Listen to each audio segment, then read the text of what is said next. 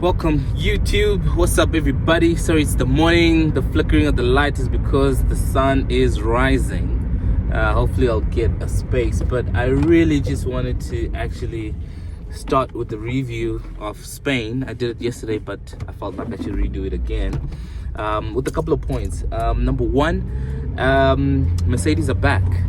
Mercedes are back. I think that everybody did write them off. Most of the people, especially Red Bull, what's up Monday, wrote them off to say that they're not gonna make it. You know what I mean? They're not gonna make it to the top 5 or top 3 or anything. You know, they pretty much had a useless car and whatever the case is. And I think they've shown that actually they can not only hang on top 3, but actually they're gonna challenge for the win. And I think they're gonna challenge particularly for the drivers' champion. I think both the Leclerc situation as well as Verstappen, they give like a very, very good sort of idea of they give a very good place and position for Lewis or Russell to come in and take over. I do think that Lewis is going to win. That was my point number 2. Lewis is going to win the championship. Why? Well, apart from a miracle, Mercedes are back and Lewis is back. The drive from last till from 19 to 4 or 5, it was amazing. You know, it is record breaking actually, in the fact that he was actually the faster driver of the whole race. You know, yes, he didn't win, and Max won. Easy points for that team, but what that showed is the potential for Mercedes to come back, and the trade-off between Leclerc and Verstappen is giving Mercedes and Hamilton that, and Russell might as well take his first actually. But anyway, point number 2, point number 2 is that Lewis is going to win. Point number 3 is that people underestimate the power of degradation and reliability.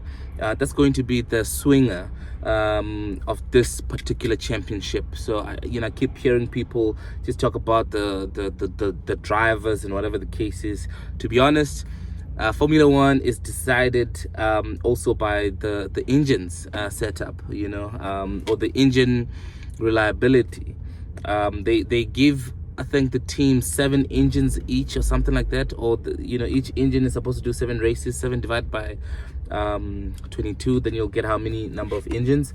I think they pretty much do that so that the engines get really used and really abused enough to be a little bit unshaky, and thereby would test the strength of the engineering and whatever the case is. And that's one. Then the car setup becomes how the car is going to deal with the wheels. How punishing is it to the wheels? We saw earlier on where Leclerc had to slow down very much because his car actually had a higher drag than the Red Bull. What that meant is that he was chowing more of his tires, doing the same thing that Red Bull was doing. So that's going to play into a bigger factor this year. We haven't really had a lot of issues with the Merc. So from a Merc perspective, I think everything is fine. But one thing we did see was the engine. So the tires are fine, but the engine is actually I feel like it's sensitive to heat, and the truth of the matter is that they don't have any side pods. They don't have any ways to heal the engine, if that's the way, or cool it down basically. And it's because of that no side pod thing. But they do have a great technology from whatever they got it from, where it pretty much makes all of the stuff, all of the engine, the PU to cool down quite bad. It's a unique engineering. The fact that it's working means it actually works, because those temperatures of those engines go very, very high. So I'm assuming that really everything is working out well. I think I don't ever doubt that it's gonna blow up the engine, but it could. but what I don't doubt is that it's actually a great technology that they are utilizing and that they should be utilizing. And I do think that we should have had the side pods, funny enough. But hey, they think it works, and so far it has been working, and I believe them. So that's my top 3. I just wanted to talk about that for the race. I know there's a lot to cover, like the fact that Russell was defending like a lion against Max, and it was relatively easy for him because Max didn't have DRS, working. It was sad to know that, that's why, but it was entertaining to watch because Verstappen had a faster car. So I do think that at the end of the day, there's many topics, but I just wanted to cover those, and I just want people to start getting invested. We'll be doing a lot of YouTubing this year, and I'll have a couple of guests to come through. So keep it. Just subscribe so that you can keep seeing those. The guests will just be new Formula One people or tech people, and yeah, that's what it is. Anyways, let's talk again. The next race is Monaco. I cannot wait. And maybe just a little 2 seconds on that. I think Mercedes is gonna win it. Me, ever hopeful. It's easier for Mercedes to win this one because the full track is actually based on how far you qualified, where you qualified. Now, if you qualified last, you're pretty much not gonna win that race. If you qualified first, you must have been like a super champion on that day, and it's literally gonna come to you that whole race. You're pretty much just going to be going through the whole race alone, and then back markers and whatever. And people will try to challenge you and try to make you make mistakes. But we saw from Ricardo, I think that was 2016. We saw from Lewis, when he was in an incorrect tire strategy and Max was behind him. Max made a mistake even at that time, a costly mistake actually.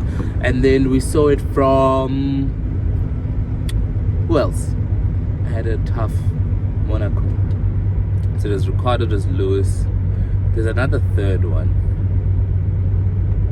I forgot at the moment. But yeah, effectively, it's a tough race to win from the front as well, if someone is pressing you to make a mistake, because you can. And lo and behold, if you have an issue with your car or something, you will somehow make small mistakes, but yeah, I think for this one, I think Mercedes is going to take it because they got Russell, they got Lewis, and both those are great at qualifying, just them together. So just look at them qualifying. I hope they don't make any accidents at qualifying, because that would be possible. Those cars are heavy. That is the new cars. All of the new cars are very, very heavy. They're heavier than last year, so it's going to be very, very tricky to go around the corners, the small corners. But the other thing to note for Mercedes is that they are actually faster, or they have been consistently faster than most on slow corners, and that's what Monaco is filled with, just slow corners. Those cars are going to look very, very slow, by the way. I hope the Formula One puts a lot of speeds so that we'll be able to see how relative that slow is. But if they don't, it'll just look like you're driving your Toyota or whatever, like I am, and it's too easy. Anyway, thank you for watching. See you in the next one.